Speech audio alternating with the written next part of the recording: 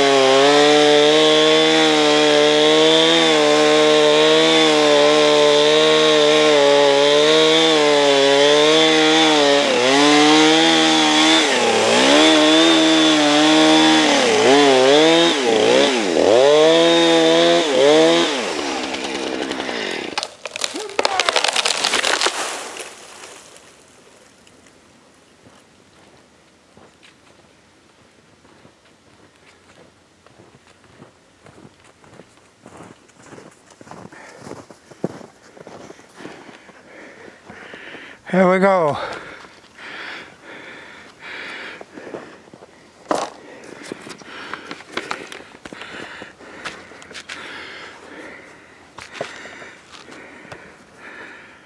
I'm breathing a little hard. Can't really see out this viewfinder. We just got a bunch of wood there, and we'll go over there and cut some of it up so the limbs can get closer to the ground.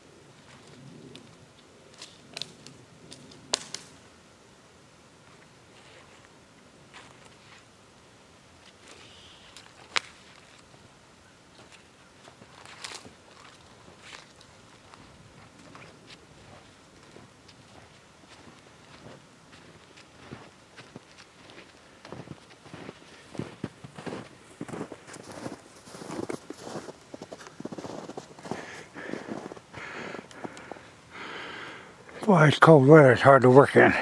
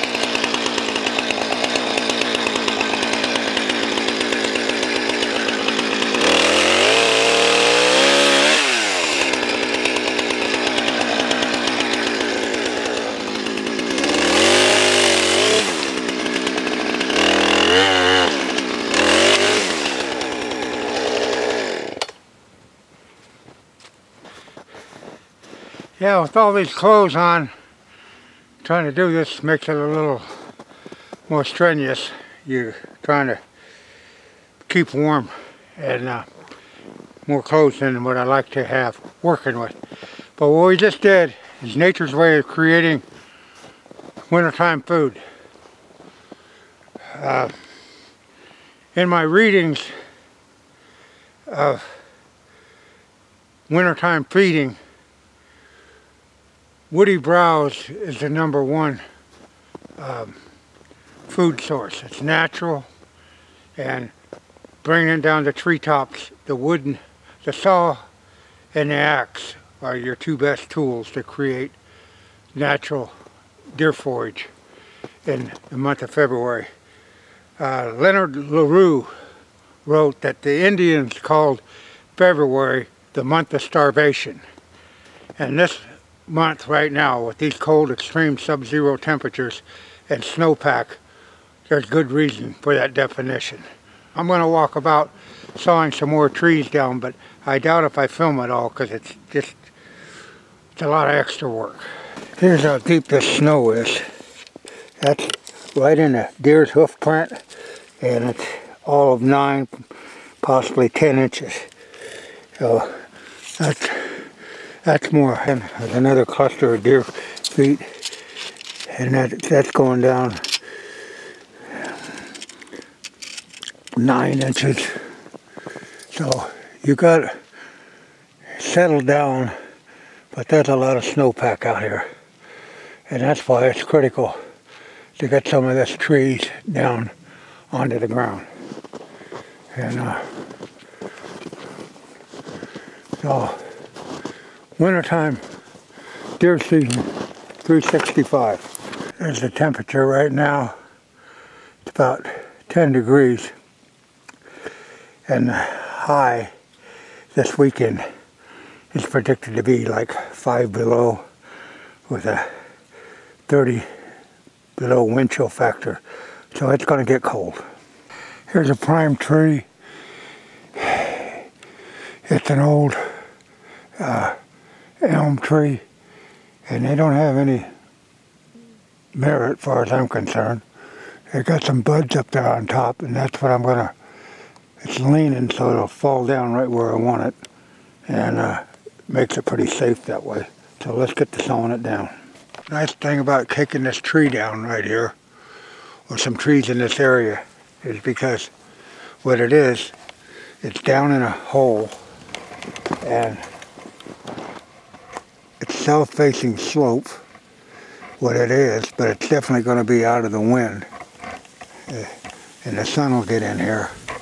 So when we saw this limb down, or this tree down, it'll be in an area where the deer feel safe, and they not only feel safe, but they're out of the direct north wind.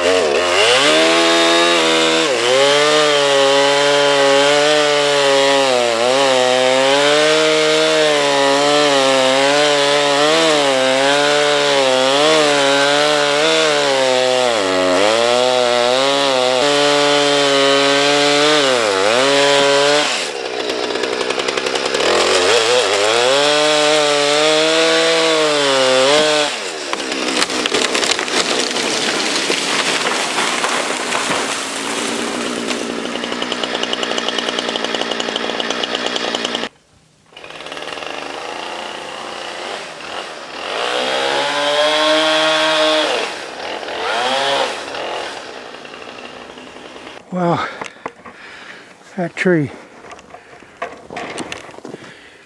will have some foraging going on it. It's better than nothing.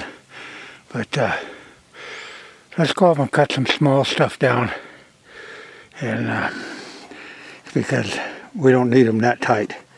Yeah, when these lodge poles are going in there that tight, they're not going to do anything any good because they're too close to one another. So if we take one down alongside the other one, at least the other one will have more rejuvenation of its growth. Because when they're that tight, they can't be that close together, and they're just not going to make that much of a tree. So we'll go up and cut some of these down. As you notice, that deer trail coming right through here, they don't venture off that trail. They're just walking through here. And what we want them to do is to find a food source here. And there's plenty of it. It's like there's 3 young trees up there. They're not going to do anything. They're just taking up space. And if we get some of that tops down,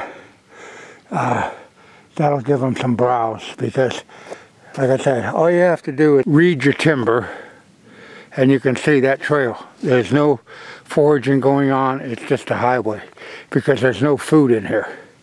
So we're going to make some. Well, that didn't take long. Like I say, every time I had those trees that were growing right next to one another, I'd cut one down and leave one standing, because they're never, that's the negative, they're never going to grow. And now as you look around here, well, we only probably spent 40 minutes or so in here, and we got a lot of trees down in a very short time. Now the deer can come in here now and eat these tops off, and that's what it's all about. Now they got all this new growth, new buds and everything they can come and nibble on, and we'll set a camera up in here. And here's another interesting thing. Here's the deal when you're cutting them trees down.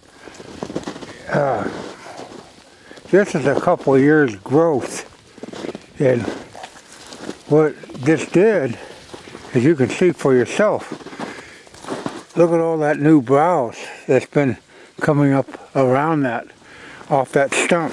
Look at that. So that will, the root system's still there, so it'll send new runners up, And when it does that, you can see firsthand the browsing that went on here. And it's up out of the snow, and they browsed it clear down in here, clear down almost to the ground. So if you leave those stumps like that, that will be a food source come next fall, because it don't take long for those trees to try to rejuvenate themselves, especially when the root system's there. So anyway, trying to make some natural food in the natural way, and in the spirit of Leonard LaRue, the axe and the saw. That's the best weaponry for deer food. And if you haven't read anything about Leonard LaRue or anybody's writings, I'd advise you to read up on that, because him and Aldo Leopold were right on about deer habitat and seasonal foods. So I'll go back up to the truck and get me a camera and see what happens. Now remember, the tracks that you're seeing a lot of these in here were me walking around, but the main trail of the deer were just passing through. Now we'll get a camera up here, see if we can get pictures of some browsing going on.